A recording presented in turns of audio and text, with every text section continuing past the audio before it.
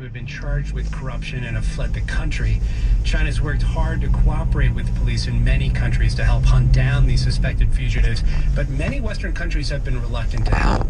So having a top Chinese officer running Interpol will help China tremendously. Human Rights Watch calls the election alarming, citing China's record on human rights and abuses within its police and judicial systems. I'm Dave Mattingly in Washington. Support for NPR comes from NPR member stations and from the Walton Family Foundation, working to prepare all students for a lifetime of opportunity by ensuring access to high-quality K-12 choices. More information is available at waltonk12.org. From the estate of Joan B. Kroc, whose bequest serves as an enduring investment in the future of public radio and seeks to help NPR be the model for high-quality journalism in the 21st century. And from Americans for the Arts at americansforthearts.org. This is Morning Edition from NPR News. Good morning, I'm David Green. And I'm Renee Montaigne. We're getting a reaction all morning to Donald Trump's victory in a race that pitted a woman in a pantsuit against a man accused of demeaning women. Sexism emerged as an issue. Lynn Povich wrote a book on her experience with that, The Good Girls Revolt, How the Women of Newsweek Sued Their Bosses and Changed the Workplace. That was 1970. We reached Povich for her take on this presidential election. Good morning. Thanks for having me, Renee. What does Hillary Clinton's loss mean to you? Well, I think it's devastating for so many of us who really wanted and hoped that we would see a woman president in our lifetime. I think many of us are in shock that this country is still so resistant to so many things that she represents.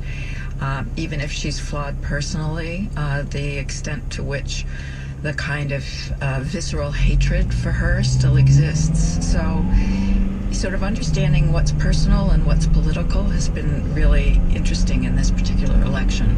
Well, do you take this as partly or largely misogyny?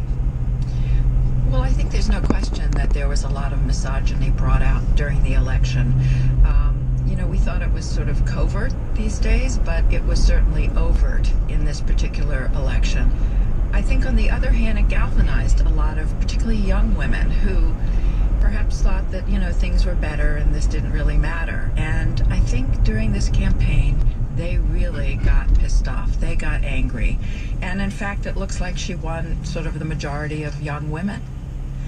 Hillary Clinton's campaign based ads on Donald Trump's publicly deriding women and their looks, especially one ad became very well known, even if people didn't see it. And it was about young girls looking in the mirror, and you were hearing things that Donald Trump had said. But yet, as we know, plenty of women voted for him. Well, I mean, we've talked about in the past elections of people voting against their self-interests. And I think that it's interesting. People say, oh, well, it was really more about the economy because of the working class and the loss of jobs and things like that. Well, women have economic issues too. The equal pay, paid leave, health care. And yet, we find that a lot of women who didn't think he was fit for the presidency also voted for him. So there is this disconnect between people voting for their self-interests, and it sort of indicates to me that, we're back in the culture wars more than the economic situation.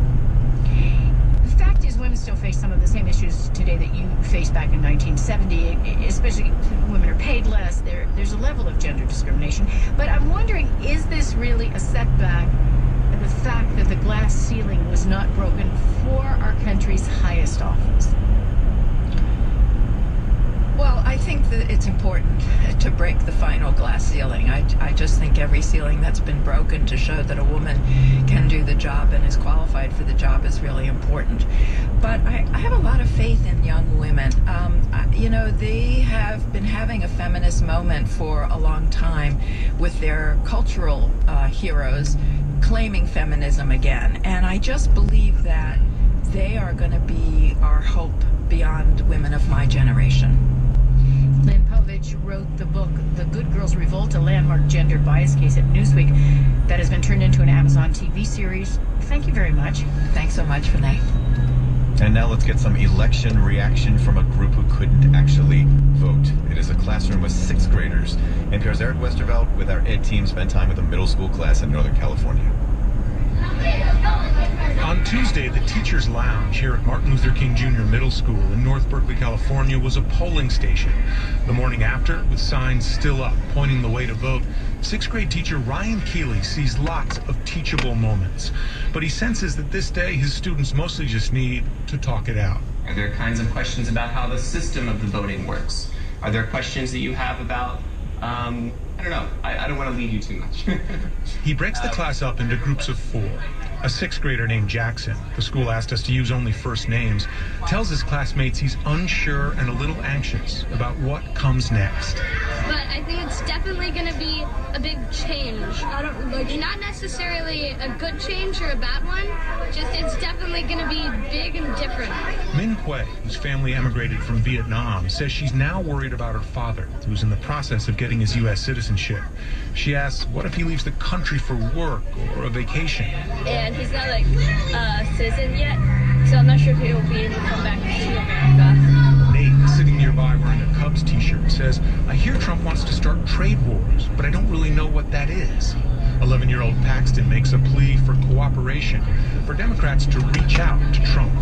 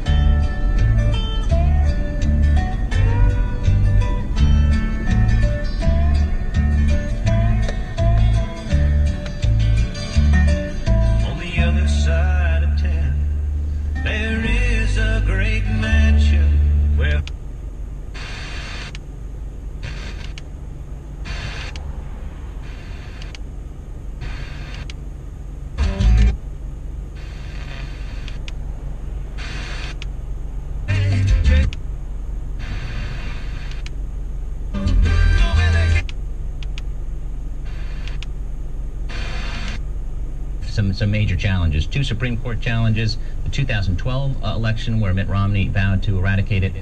Now it is being targeted again, and now Republicans appear to have the votes. However, they have to replace it, and replacing it is very difficult.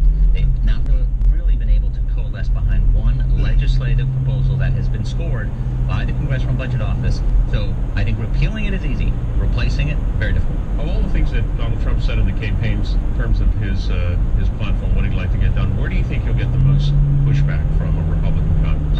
I think one of the things that has not been on the agenda on really either candidate is cutting government spending, and that is something that's big for the conservative movement. It was big on the agenda in 2010, and that's what happened in 2011. And Obama really, as he said, he got shellacked. His party got shellacked in 2010. 2016, Donald Trump has not said let's raise the retirement age for Medicare or Social Security.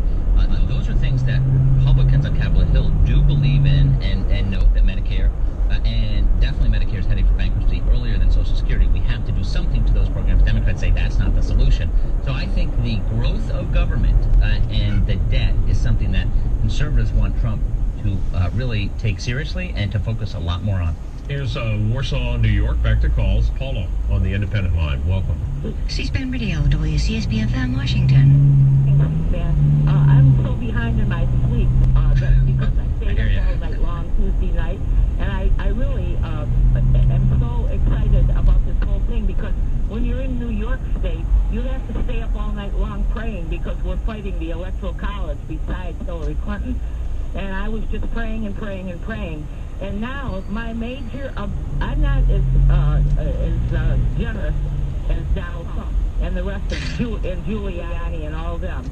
My major objective, and I think an awful lot of people in this country too, we are so disgusted with Washington, D.C., and Donald promised us that he was going to clean up the swamp.